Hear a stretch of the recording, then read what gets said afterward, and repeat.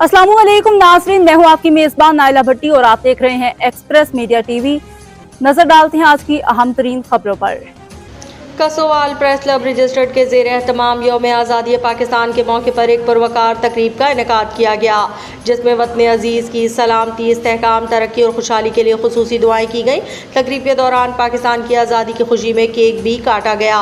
इस मौके पर कसोवाल प्रेस क्लब के साबिक सदर तकरीब के मेहमान खुसूसी मलिक मोहम्मद वकार अहमद ऐवान ने खुसूसी शिरकत की। तकरीब में चेयरमैन प्रेस क्लब महबूब अहमद, शफकत कम्बो, सदर इफ्तिखार अहमद चौधरी, जनरल सेक्रेटरी राना शाहिद रफ़ीक भट्टी, सदर अंजुमन ताजरान राना इश्तियाक समेत प्रेस क्लब के अहदेदारान और मेंबरान ने शिरकत की। शुरका ने इस अज़म का इजहार किया कि वतन अजीज़ की तरक्की, खुशहाली और इस्तेहकाम के लिए हर फर्द अपना किरदार भरपूर अंदाज में अदा करेगा।